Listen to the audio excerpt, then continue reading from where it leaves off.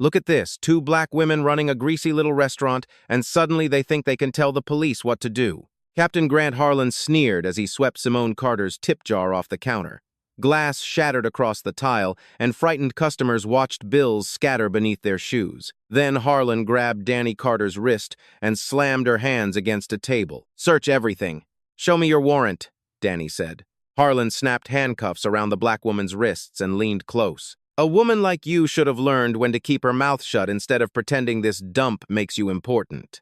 An officer dragged Simone from the kitchen. Harlan glanced at both sisters and laughed. "Maybe after tonight, you two can find jobs somewhere you actually belong." Simone surged forward, furious. Danny stopped her with one look. "Don't react." Moments later, Harlan emerged holding a hidden recording device. "Found your little secret." He dropped it and crushed it beneath his boot. Several officers laughed. Danny didn't. Her eyes moved toward the old clock above the kitchen. Behind it, a tiny green light blinked. Still recording. Still transmitting. Harlan thought he had humiliated two helpless restaurant owners. He had no idea whom he had just arrested. Stay with this story until the truth hits him.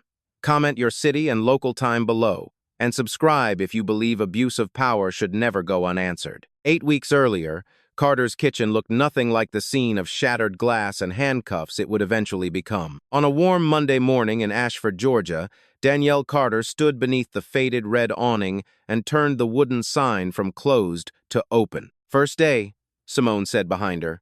Danny smiled. "Then let's make it convincing." The restaurant occupied a narrow brick storefront on Mercer Avenue, surrounded by a barber shop, a laundromat, a hardware store, and several family businesses that had survived decades of economic decline. Inside, the smell of fried chicken, cornbread, collard greens, and fresh coffee filled the room. To everyone in Ashford, Danny and Simone were simply two black sisters trying to build something together. Danny handled customers and finances. Simone ruled the kitchen. Within days, Carter's kitchen became popular, but Danny was watching more than customers. She noticed how certain shop owners became nervous whenever patrol cars slowed outside. She noticed officers eating at restaurants without paying. She noticed the handwritten inspection notices appearing on businesses whose owners had recently complained about police harassment. Most importantly, she noticed Captain Grant Harlan.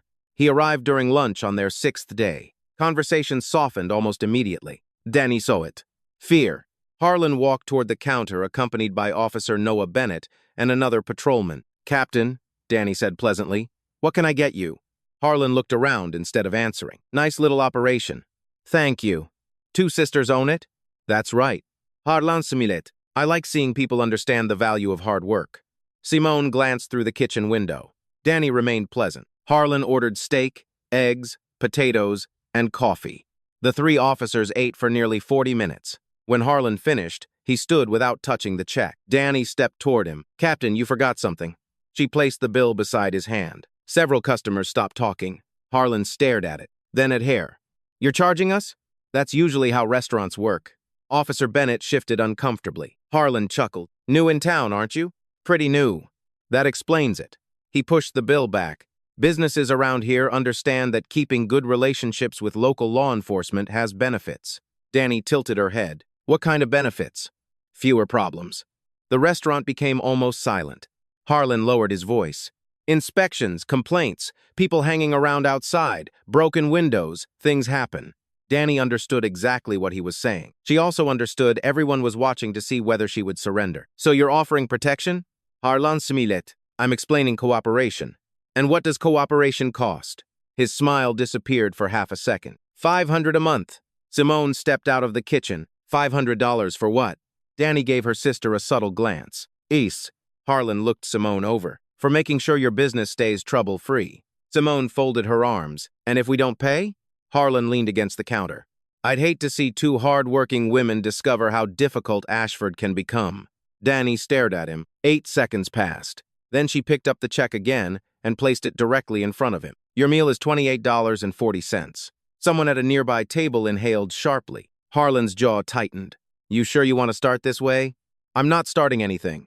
Danny tapped the bill. "I'm asking you to pay for your lunch." Harlan pulled $30 from his wallet and dropped it onto the floor. "Keep the change." Danny watched the bills land near her shoes. Harlan leaned closer. "You'll learn." Then he walked out.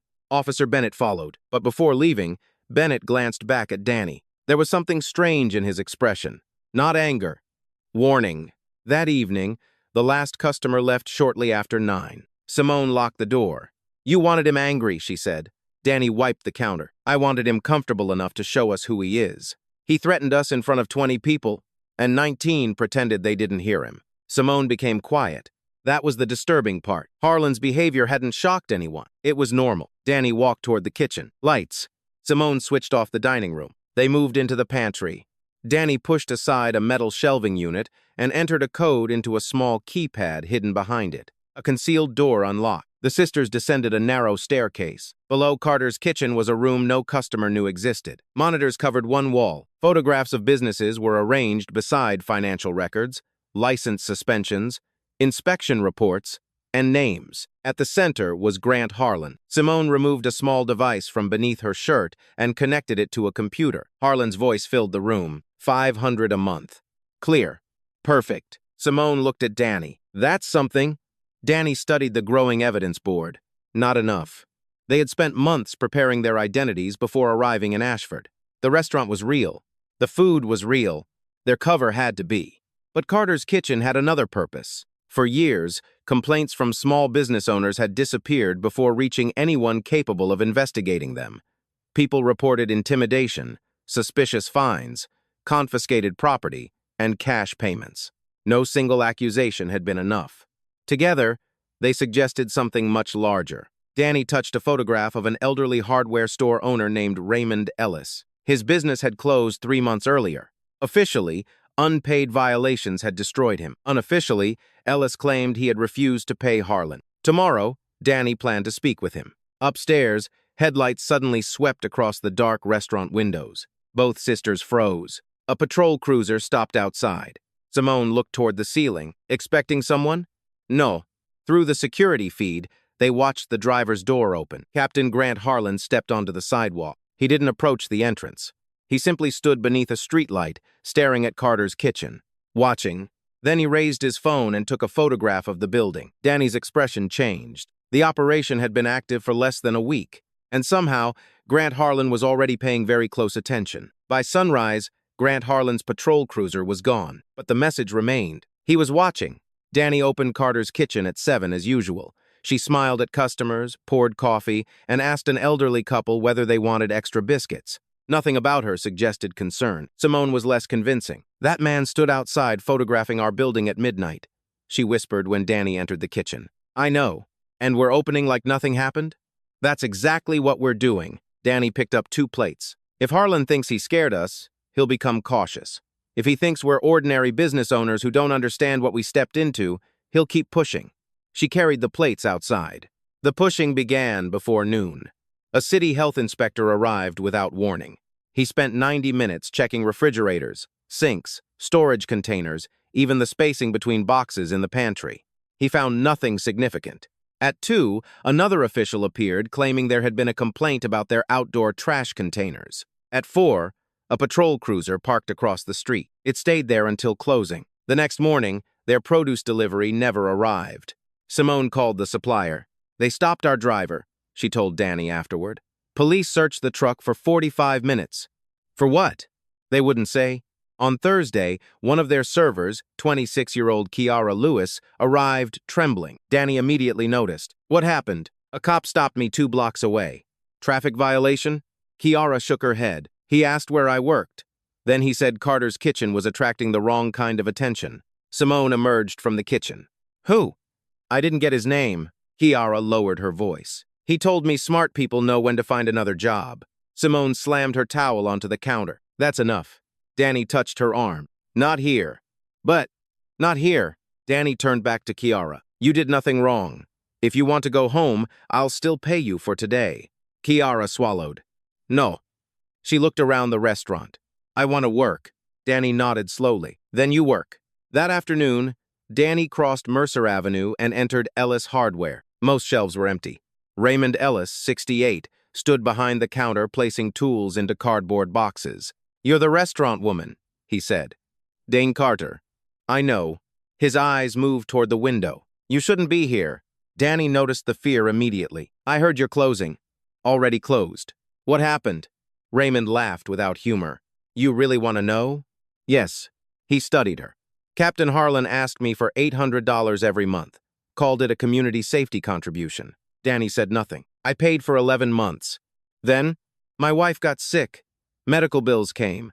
I told him I couldn't keep paying. Raymond pointed toward several notices taped to the wall. Suddenly I had violations. Electrical, fire safety, improper storage. Were they legitimate?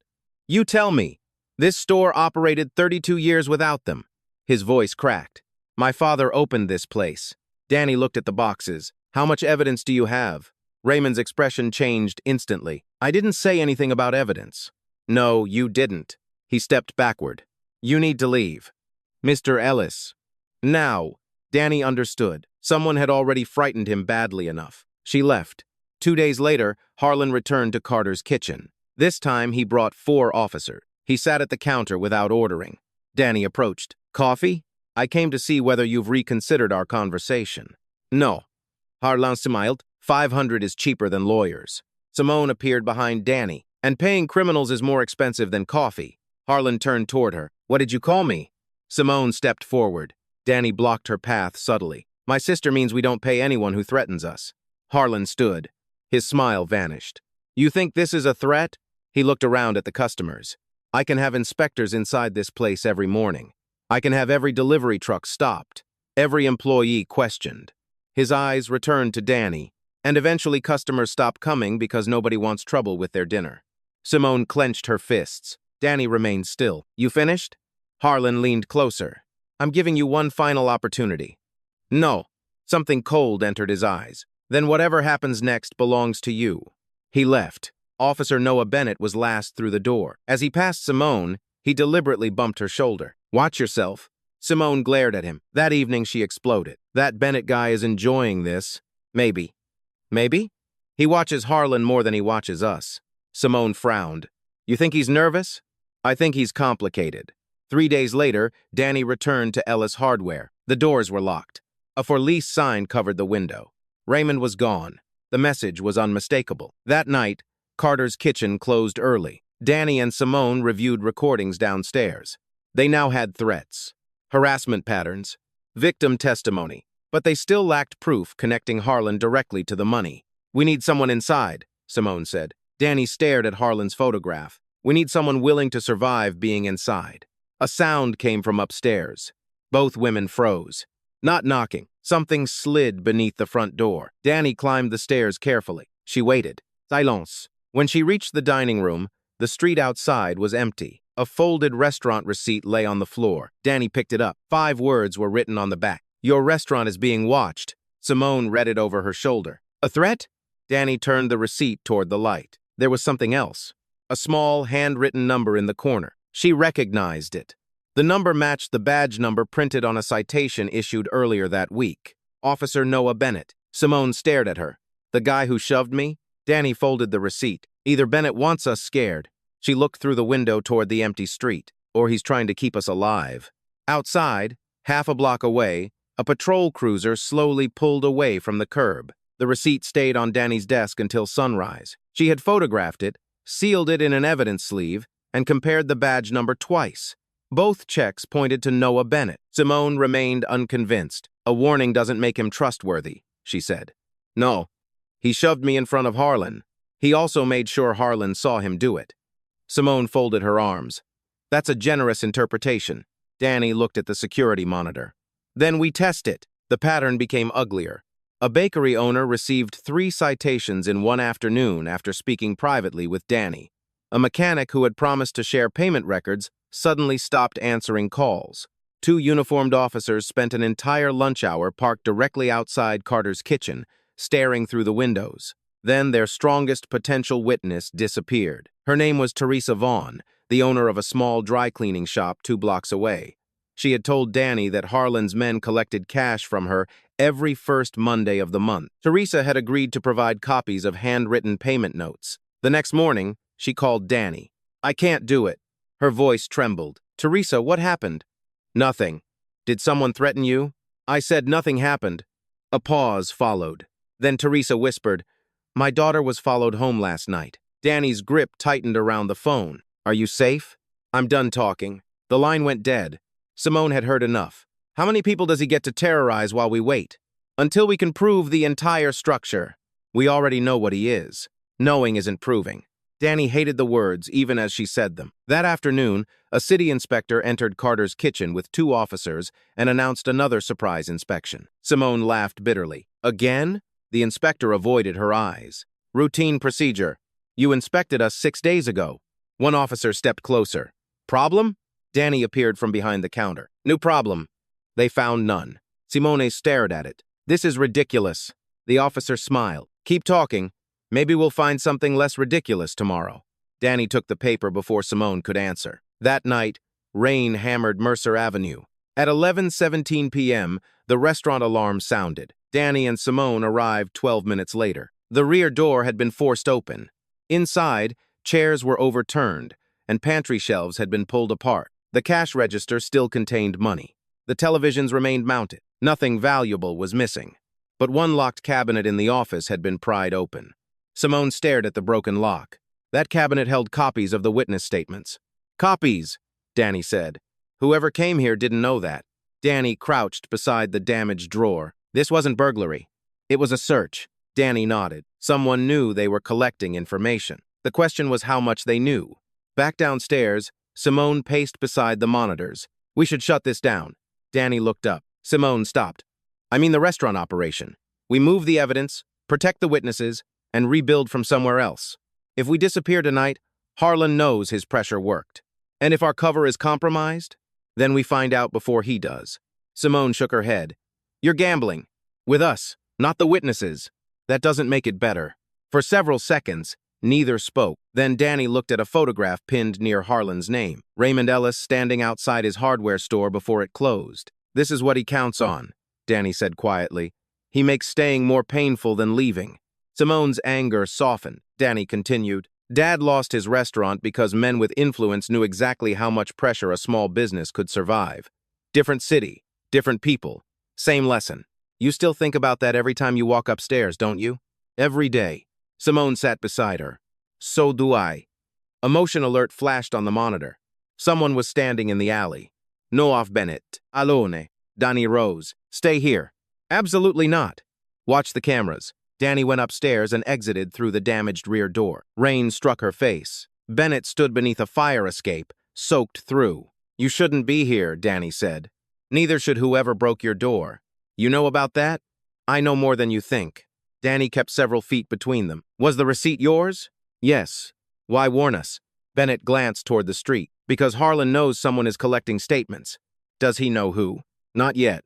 Danny studied him. You expect me to believe you suddenly developed a conscience? His jaw tightened. No, I expect you to believe evidence. He reached slowly inside his jacket. Danny tensed. Bennett produced a folded document sealed inside plastic. He handed it to her. It was an internal duty roster accompanied by handwritten instructions. Certain businesses were marked with dollar amounts. Carter's Kitchen had a red circle beside its name. At the bottom were Harlan's initials. Danny looked up. Where did you get this? His office. You stole it? I copied it. Why? Bennett's voice dropped. Because 3 years ago I joined this department thinking the badge meant I would protect people. Then I learned what happens to officers who question Harlan. You participated? Yes. The answer came without excuse. I looked away. I followed orders I should have challenged. That's mine to answer for. Danny watched him carefully. What changed? Raymond Ellis. Bennett swallowed. Harlan sent us there every day until that man broke. I watched him carry 32 years of his life into cardboard boxes. Rainwater ran from Bennett's hair. I'm done helping him destroy people.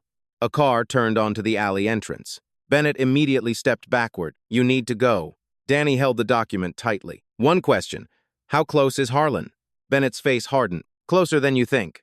The approaching headlights swept across the brick walls. He knows there's an investigation, Bennett said. He just doesn't know it's you. He disappeared through a side passage seconds before the vehicle entered the alley. Danny remained beneath the rain, holding the first piece of evidence from inside Harlan's circle. Then she saw who was driving, Captain Grant Harlan himself. Harlan's sedan rolled slowly into the alley. Danny slipped Bennett's document beneath her jacket and walked toward the restaurant's damaged rear door as if she had been inspecting the break-in. Harlan lowered his window. Late night. Someone broke into my restaurant. I heard. Danny stopped. You heard? Harlan smiled. Small town. Funny, I haven't called the police. For a moment, neither moved. Then Harlan glanced at the broken door. Maybe someone was looking for something. Like what? You tell me. Donnie held his chaza. Harlan smiled again and drove away. Only after his taillights disappeared did Danny breathe normally. Downstairs, Simone examined Bennett's document. This connects Harlan directly to the businesses. To targeting them, Danny corrected. Not yet to the money. Simone pointed at the handwritten amounts. These look like payments. They look like payments. A defense attorney will call them inspection priorities, case numbers, anything plausible. So we need him saying what they mean. Exactly.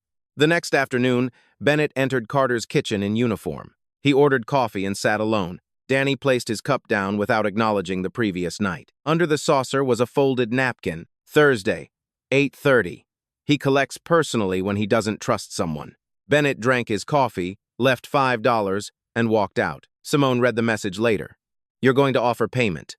I'm going to let Harlan believe he finally trained us. Thursday evening, Danny called him. I've reconsidered. Silence. Then Harlan laughed. Knew you would. 500? Not anymore. Danny tightened her grip on the phone. How much? 1,000. You doubled it? Resistance has expenses. Danny let several seconds pass. When? Tomorrow, after closing. He hung up. Friday night, Simone closed Carter's kitchen at 8. At 8:37, Harlan entered alone. Danny sat at a corner table with an envelope beside her. Harlan looked pleased. See, life gets easier when people learn. Danny pushed the envelope halfway across the table. I need to understand what I'm paying for. Peace. That's vague. It's supposed to be. Danny leaned back. What happens next month? Sam arrangement. And if I stop? Harlan simulate. You've already seen what happens. Inspections? Maybe. Delivery trucks stopped? Could happen. Employees threatened? Harlan's expression shifted. Careful. Danny lowered her eyes deliberately. I'm trying to protect my business. Then protect it. He reached for the envelope. Danny kept one finger on it. And the other businesses? Harlan paused. What about them? Do they all pay? There it was. The smallest change. Suspicion. Harlan withdrew his hand. Why do you care? I want to know whether I'm being singled out. His eyes traveled around the empty restaurant. You ask a lot of questions. I'm about to hand you $1,000. Harlan stared at her for several seconds. Then he relaxed. Everybody who wants peace contributes.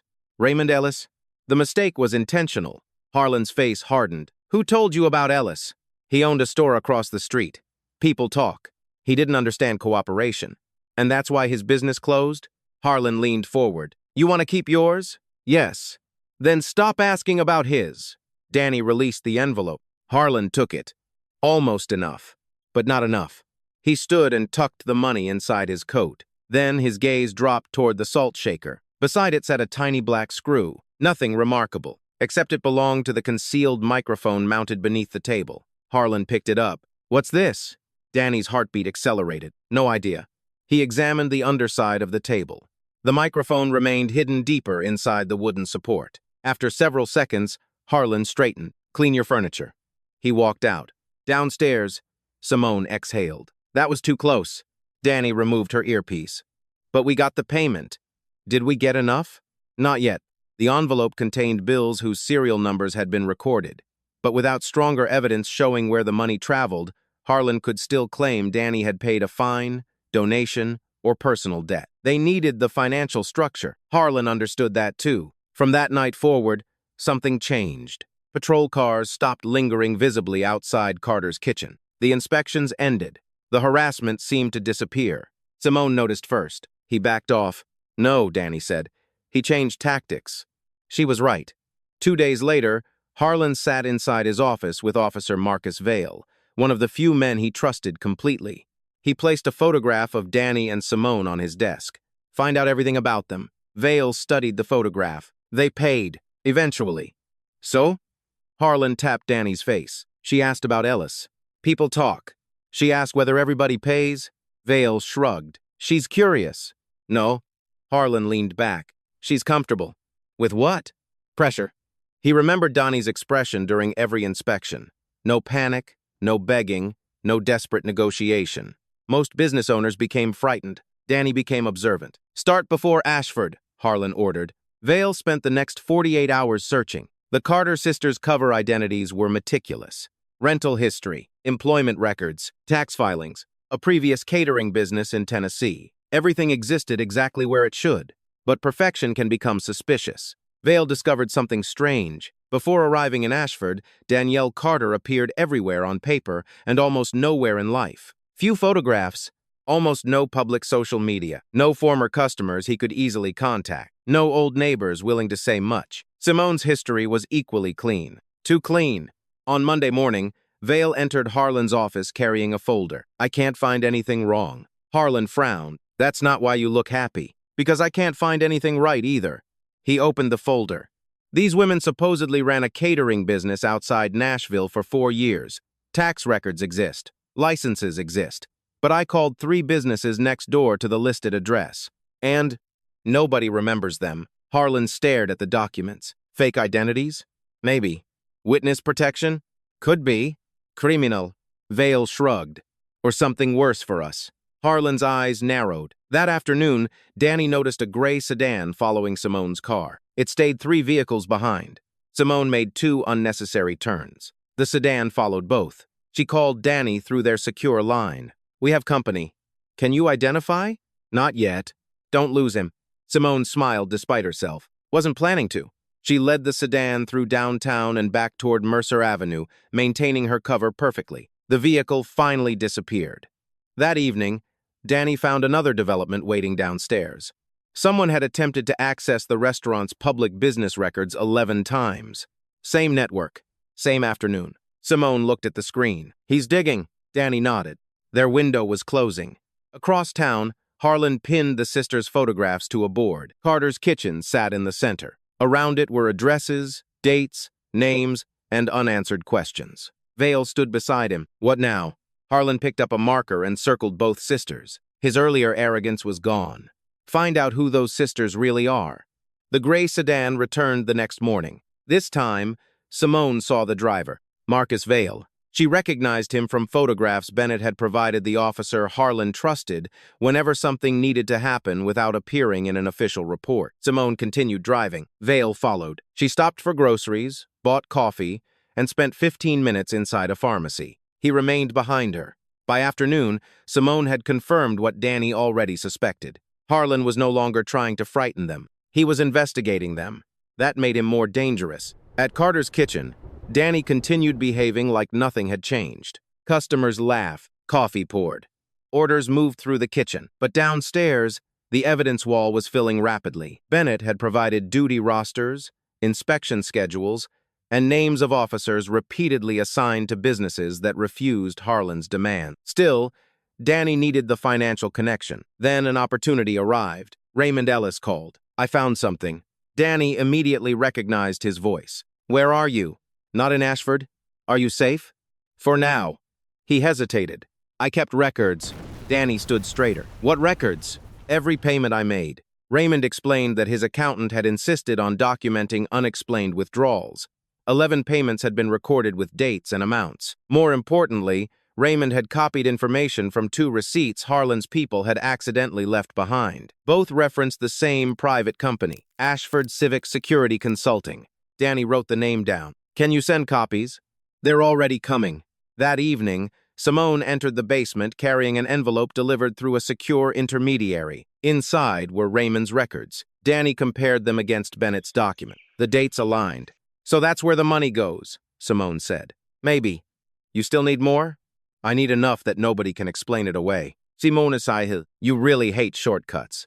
"Shortcuts are how men like Harlan survive courtrooms."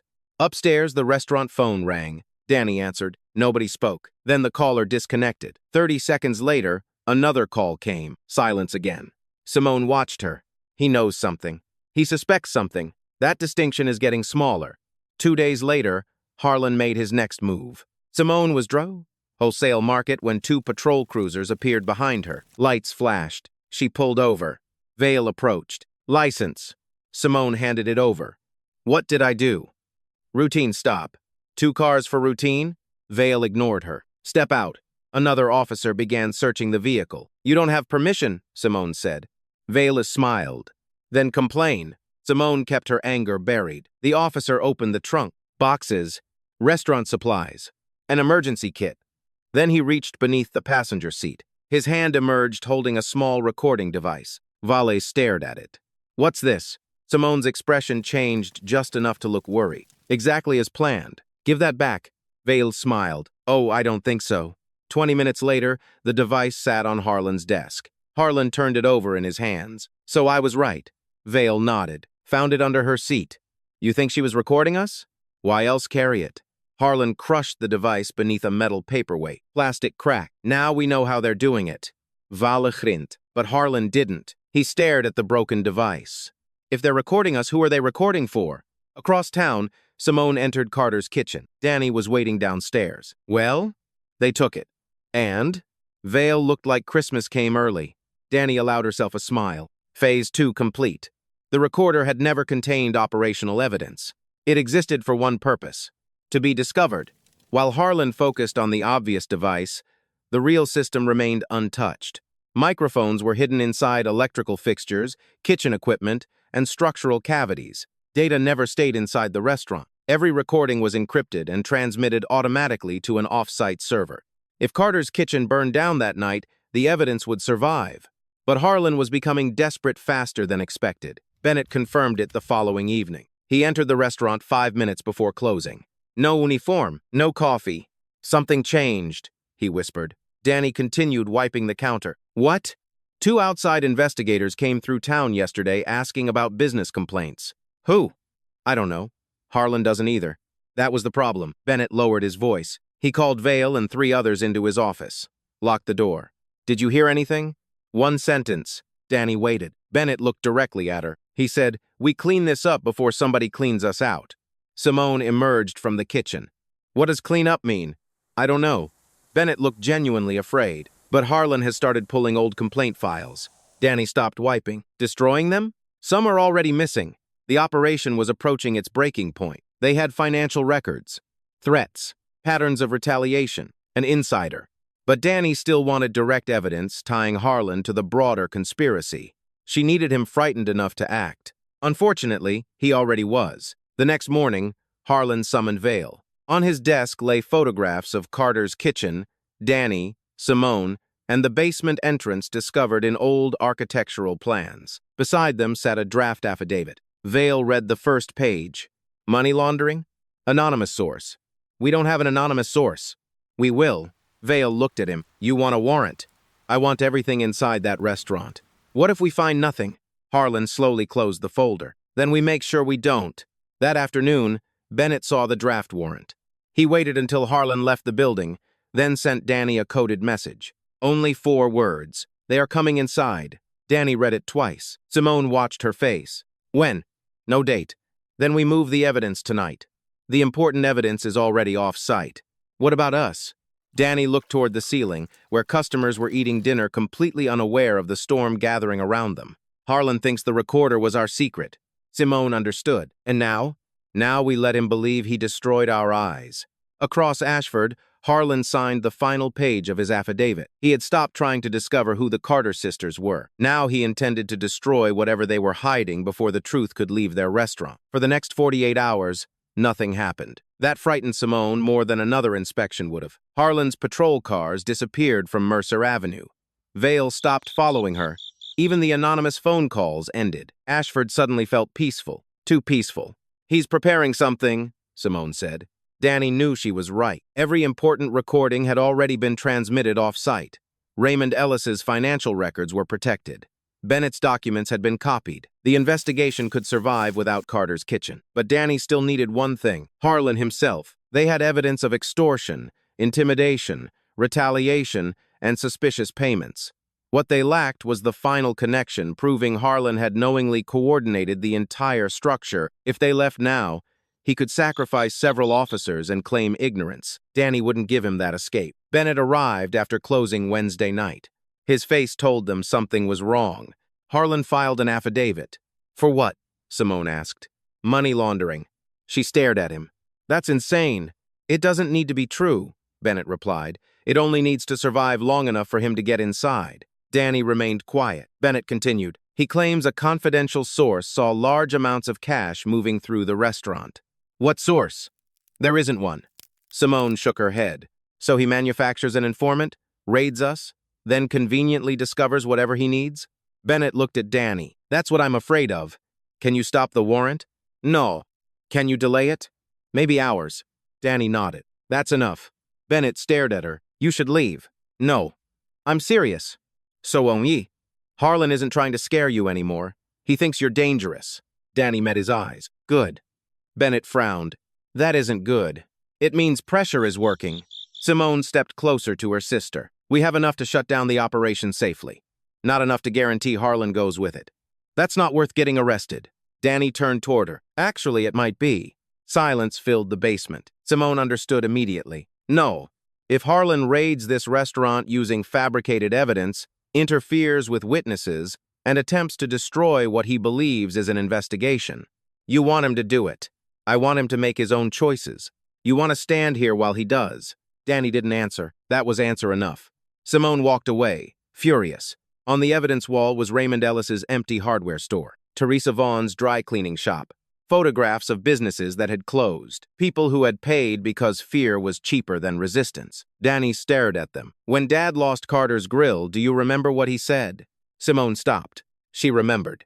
Their father had owned a small restaurant in Alabama when they were young. Powerful local businessmen had pressured him through permits, suppliers, and manufactured violations after he refused to participate in an illegal arrangement. Eventually, he lost everything. For years, Danny remembered the night he removed the restaurant sign himself. He said losing the building wasn't the worst part, Simone whispered. Danny nodded. The worst part was watching everybody know what was happening and decide it was safer not to see it. Simone's anger faded. This isn't Dad's restaurant. No. Danny looked upstairs. But there are people in this town carrying the same boxes he carried. Bennett lowered his eyes. Danny turned to him. If Harlan comes, you stay away from us. What? You protect your cover. He already suspects everyone. Then give him no reason to suspect you. Bennett shook his head. I've spent too long doing that. We need you inside afterward. That silenced him. The following morning brought the first sign that Harlan's plan was moving. A local bank contacted Carter's Kitchen regarding an unusual inquiry into its deposits. Then a supplier called to say police had requested delivery records. By afternoon, rumors spread that Carter's Kitchen was under investigation. Customers began canceling reservations. At 6, only 4 tables were occupied. Simone looked across the nearly empty dining room. He's destroying us before he even arrives. That's intentional. What do we do? Danny picked up a coffee pot. We serve whoever walks through that door. The next day was worse. Someone posted an anonymous accusation online, claiming the restaurant was a front for organized crime. By lunchtime, a television van appeared across the street.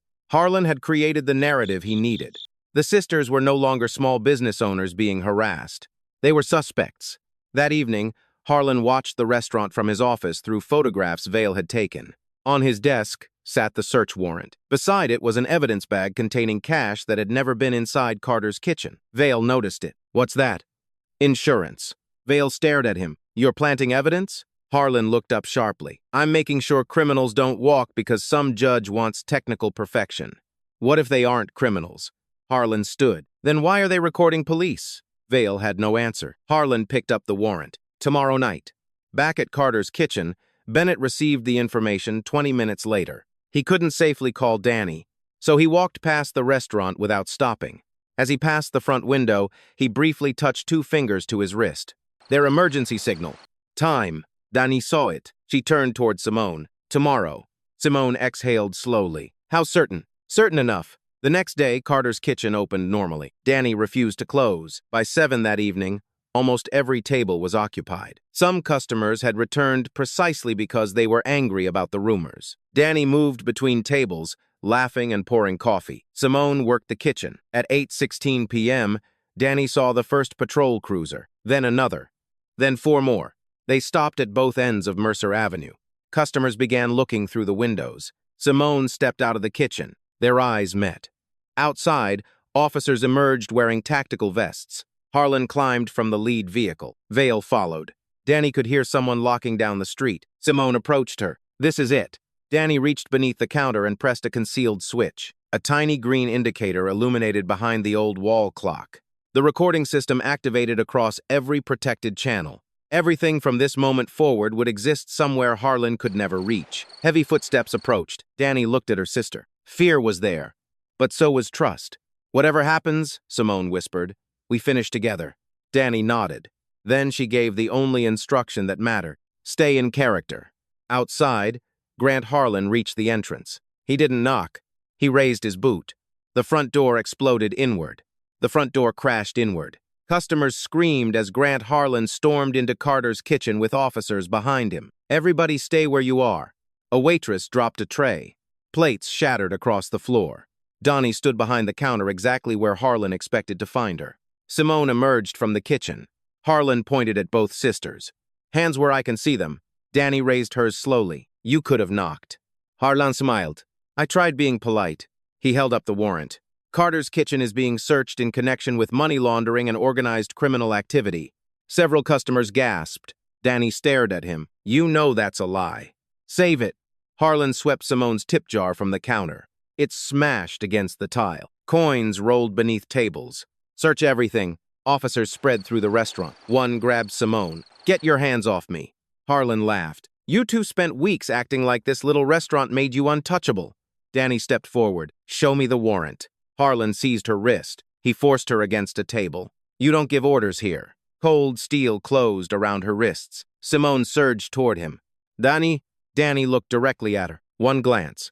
"Stay in character." Simone stopped resisting. Phones appeared around the dining room as customers began recording. Harlan noticed. "Put those phones down." Nobody moved. His face hardened. "Remove them." Two officers began forcing customers outside. Danny watched everything. Every command. Every threat. Every unlawful action. The green light behind the clock continued blinking. Recording. Transmitting. Vale entered the office. Minutes later, he shouted, "Captain!" Harlan hurried toward him. A small electronic device rested inside Vale's hand. The decoy. Harlan returned to the dining room, holding it like a trophy. "So this is what you've been hiding." Danny said nothing. "You recording us?" Silence. Harlan dropped the device. His boot came down hard. Plastic cracked. Again. The device shattered. Several officers laughed. Harlan looked at Danny. "Not so clever anymore." Danny lowered her eyes toward the broken pieces, exactly where she wanted him looking. Behind Harlan, the clock kept transmitting. Then another officer called from the pantry, "We found stairs!" For the first time that night, Danny felt real concern. Harlan noticed. His smile widened. "There it is." He entered the pantry. A metal shelving unit had been moved aside. Behind it was the basement entrance. Harlan descended with Vale and two officers. Simone looked at Danny. The sisters had removed anything identifying them as federal agents. But the surveillance infrastructure remained. Downstairs, Harlan stared at the monitors. Photographs covered the wall. Businesses. Inspection records. Payment dates. And his own face. His expression changed. "What the hell is this?" Vale stepped closer. "They've been investigating us." Harlan tore a photograph from the wall. "Who are these women?" Nobody answered. Then Bennett appeared at the bottom of the stairs. "Harlan." The captain turned. Bennett looked at the evidence wall, then at the officers. "Stop the search." Harlan stared at him. "What did you say?" "You need to stop. Get upstairs." "No." The room fell silent. Bennett stepped forward. "This warrant was based on information you know is false." Harlan's face darkened. Vale moved toward Bennett. Harlan raised a hand. "No. Let him talk." Bennett swallowed. "You're destroying evidence." "I'm seizing evidence." "You just destroyed a recording device." Harlan smiled coldly. So you're proving exactly what they were collecting." Harlan moved within inches of him. "You've been helping them." Bennett said nothing. That silence answered everything. Harlan ripped Bennett's badge from his shirt. "Weapon." Vale hesitated. "I said take his weapon." Vale removed Bennett's pistol. "You're under investigation for insubordination and conspiracy." Bennett looked toward a camera mounted near the ceiling. "Then make sure you put that in your report." Harlan followed his gaze. He grabbed a chair and smashed the camera. Upstairs, Danny heard the impact. Simone whispered, "He's destroying the system." No, the visible system. The real transmission had already left the building. Every second was being stored elsewhere. Harlan returned upstairs 20 minutes later. His composure had vanished. "Take them in." Danny and Simone were marched outside. People lined the sidewalk. Some filmed. Others shouted questions. Harlan deliberately pushed Danny toward the cruiser. "You should have paid when I gave you the chance." Danny looked at him. That sentence alone was worth more than he understood. At the station, the sisters were separated. Danny sat alone in an interrogation room, wrists cuffed to the table. Harlan entered carrying a folder. He dropped it in front of her. Money laundering, obstruction, illegal surveillance. Danny remained silent. I can bury you. You can try. Harlan opened the folder and pushed a prepared statement toward her. Sign. No. You're going to lose the restaurant. Danny stared at him. Sign it. No. I'll have that place condemned before sunrise. Danny slowly looked toward the clock. 9:47 p.m. Harlan mistook the gesture for fear. He leaned closer. Everything you built is finished. Danny looked back at him. Her voice became almost unnervingly calm. Captain, are you sure you want that statement on record? Harlan laughed. You still think somebody's listening? Outside, headlights suddenly swept across the station windows. One vehicle entered the parking lot, then another, then 6 more. Dark SUVs stopped in a precise line near the entrance. Harlan heard doors closing outside. His smile disappeared. Danny looked at the clock again. Right on time. Harlan turned toward the interrogation room window. Another SUV stopped outside. Then another. Men and women in dark professional clothing stepped onto the pavement. No flashing lights. No shouting. Just controlled movement. Harlan looked back at Danny. Friends of yours? Danny said nothing. Footsteps entered the hallway. Harlan reached for the door. It opened before he touched it. A tall man in a charcoal suit entered with 2 federal investigators behind him. Who are you? Harlan demanded. The man ignored him. His eyes went directly to Danny. Special Agent Danielle Carter. Are you ready to conclude the operation? Silence. Harlan stopped breathing for a second. Danny slowly stood as far as the handcuffs allowed. Yes, sir. Harlan stared at her. What did he call you? Another investigator stepped forward and unlocked Danny's cuffs. The metal fell away from her wrists. Then Simone appeared in the doorway. No handcuffs. 2 investigators stood beside her. Harlan looked from one sister to the other, his face drained of color. Danny rubbed her wrists. Captain Harlan, meet Special Agent Simone Carter. Simone entered. And you already know Special Agent Danielle Carter, she said. No. Harlan shook his head. No, you own a restaurant. We operated a restaurant, Danny replied. For an investigation. Harlan backed toward the table. You're lying. The senior investigator placed federal credentials in front of him. Harlan stared at them. For weeks, he had believed he was hunting 2 frightened business owners. Instead, he had raided the center of an operation built around him. His shock turned to anger. You illegally recorded police officers. Danny's expression remained calm. You should probably stop making legal conclusions until you understand the investigation. Harlan pointed at her. I destroyed your equipment. No, Simone said. You destroyed what we wanted you to find. His eyes widened. The recorder. The tiny device he had crushed. A decoy. What about the basement? Redundant collection equipment, Danny said. Everything important was transmitted off-site. Harlan looked toward the ceiling, the interrogation room. His confidence faltered. Danny noticed. Yes, she said, including tonight. The door opened again. Noah Bennett entered. His weapon had been returned. His expression carried no triumph. Harlan stared at him. You. Bennett nodded. You should have stayed loyal. Bennett's jaw tightened. I was supposed to be loyal to the law. You participated. I did. Bennett didn't hide from it, and I'll answer for every time I looked away. Danny respected that answer more than an excuse. The senior investigator opened a thick evidence folder. Captain Grant Harlan.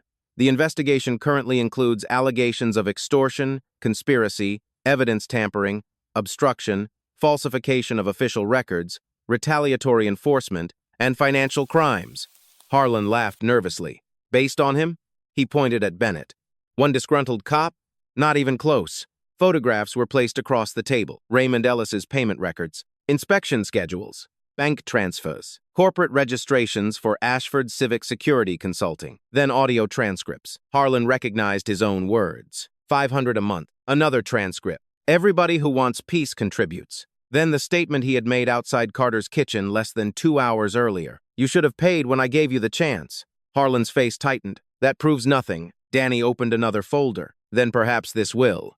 The company receiving payments was linked through 2 intermediary accounts. The final beneficiary was a holding company controlled by Harlan's brother-in-law.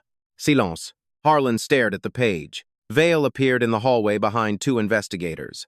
His hands were cuffed. Harlan's expression changed. Marcus.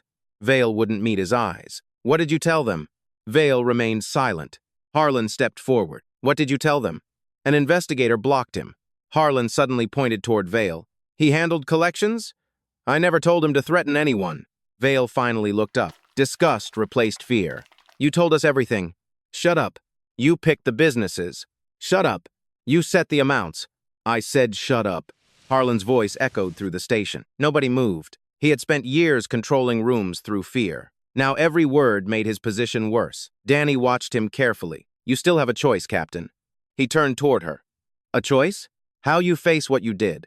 Harlan laughed bitterly. You think you're better than me because you had a hidden badge? No. Danny stepped closer. A badge doesn't make anyone better. That struck deeper than anger would have. It gives someone responsibility, she continued. You treated yours like permission. Harlan looked around. Several local officers had gathered beyond the doorway. Some appeared shocked, others ashamed. Danny continued. Raymond Ellis trusted your department to protect his business. Teresa Vaughn trusted it to protect her family. You turned their fear into income. Harlan's face hardened. They should have cooperated. There it was. Even now, no regret. The senior investigator stepped forward. Grant Harlan, turn around. Harlan stared at him. You're arresting me? Yes. In my station? Danny looked around the room. This was never your station. Harlan's hands slowly curled into fists. For 1/10 second, Danny thought he might resist. Then he saw the investigators. Bennett. Vale in cuffs. The officers watching.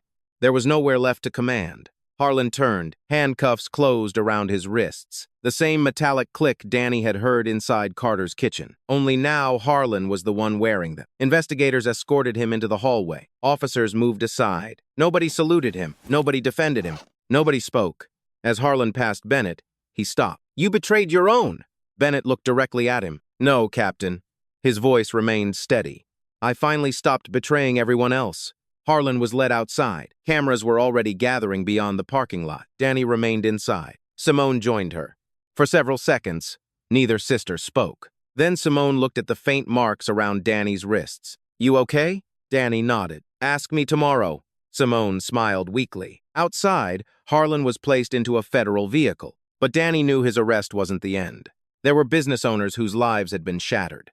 Money to recover. False violations to overturn, and a restaurant sitting behind police tape with broken glass across its floor. Justice had finally arrived in Ashford. Now came the harder question. What would they build after the fear was gone? 3 weeks after Grant Harlan was led from his own station in handcuffs, Ashford no longer looked like the town Danny and Simone had entered. The buildings were the same.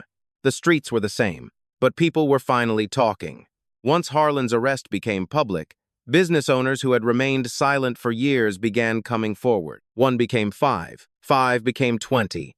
Then more. Some brought receipts. Others brought bank records, photographs, citations, emails, and handwritten notes documenting payments they had once been too frightened to explain. The investigation widened.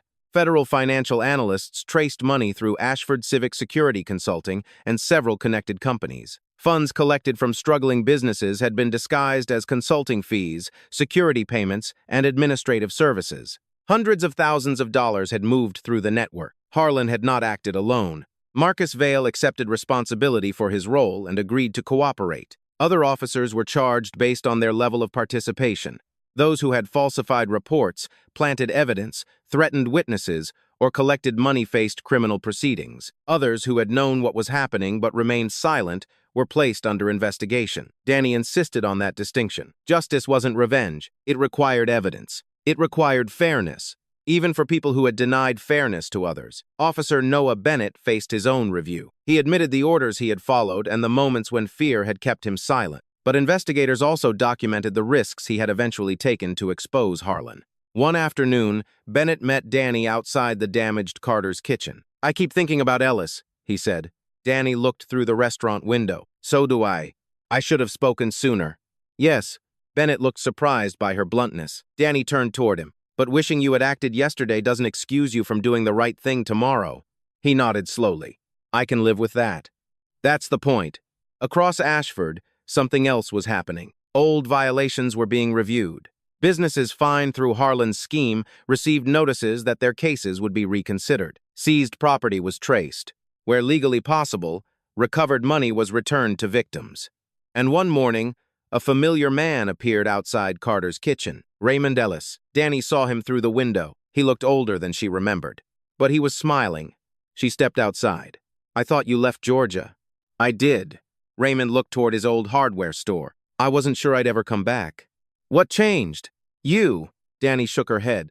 "No, people finally started talking. Because somebody finally listened." Raymond reached into his coat and removed an old brass key. "My father gave me this when I took over the hardware store." Danny looked at it. "You opening again?" Raymond smiled. "I'm thinking about it." For Danny, that meant more than Harlan's arrest. Fear had closed Raymond's store. Hope might reopen it. 6 weeks later, Simone stood inside Carter's kitchen surrounded by contractors. The broken front door had been replaced. The damaged counter was repaired. Fresh paint covered the walls. Simone looked at her sister. "We're finished here." Danny was hanging the old clock above the kitchen doorway. "What do you mean?" "The operation." "Yes. So we closed the restaurant." Danny stepped down from the ladder. "No." Simone laughed. "You're serious? We built a successful restaurant. We built a surveillance platform with fried chicken. People liked the fried chicken." Simone stared at her. "You want to keep Carter's kitchen?" Danny looked around. For months, every table had been part of a cover. Every customer had unknowingly walked through an investigation. But somewhere along the way, the restaurant had become something else. It had become real. "I want it to belong to the neighborhood," Danny said. Simone slowly smiled. "You know I'm not cooking every night. Already hired a chef." "You hired someone without telling me?" "Special agent privilege." "That is absolutely not a thing." For the first time in weeks, both sisters laughed. Carter's kitchen reopened on a Saturday. By 11 in the morning, the sidewalk was full. Teresa Vaughn came carrying flowers. Bennett arrived quietly and took a seat near the back. Raymond Ellis walked over from across the street. His hardware store had reopened 2 days earlier. Danny noticed something different inside Carter's kitchen. Near the front window stood a small wooden table, one chair. Above it hung a framed photograph. Their father. Simone had arranged it without telling her. Danny stopped. For a moment, the noise around her disappeared. She remembered being young and watching her father remove the sign from his restaurant. She remembered cardboard boxes, unpaid bills, the exhaustion in his eyes.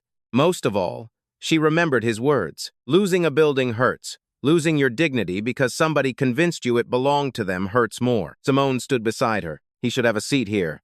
Danny touched the edge of the table. "He would have liked this place. He would have complained about the biscuits." Danny laughed through the emotion rising in her throat. "He absolutely would." The front door opened again. More customers entered. Black families, white families, police officers, shop owners, students, retirees, people who had spent years living in the same town while fear taught them to distrust one another. Today, they sat at neighboring tables. There were no speeches. Danny didn't want one. Justice didn't need a victory parade. Sometimes justice looked like a hardware store reopening. Sometimes it looked like a frightened witness finally sleeping without checking the street outside. Sometimes it looked like a police officer admitting he had failed and choosing to become better. And sometimes it looked like two black sisters standing inside a restaurant that powerful men had tried to destroy. Late that evening, the last customers left. Simone turned the sign to closed. Danny remained near the window. Across Mercer Avenue, Raymond switched off the lights inside Ellis Hardware. For years, Harlon had controlled this street through one simple weapon: fear. Now the street belonged to ordinary people again. Simone approached. "Ready?" Danny looked at the old clock. The hidden green light was gone. No surveillance. No secret operation. Nothing left to hide. She switched off the dining room lights. "Now I am." Outside, the Carter's kitchen sign remained illuminated against the Georgia night. Grant Harlan had believed power meant deciding who deserved respect. He had been wrong. Power could be taken away. Titles could disappear. Badges could be removed. But dignity was something no corrupt official had the right to give, and therefore no corrupt official had the right to take. And Carter's kitchen remained standing to prove it. Never judge someone's worth by their skin color, clothes, job, or the power you think they possess. True dignity exists before any title or badge, and real justice begins when ordinary people refuse to look away from what is wrong. If this story meant something to you, share your thoughts in the comments and subscribe for more stories where courage and truth still matter.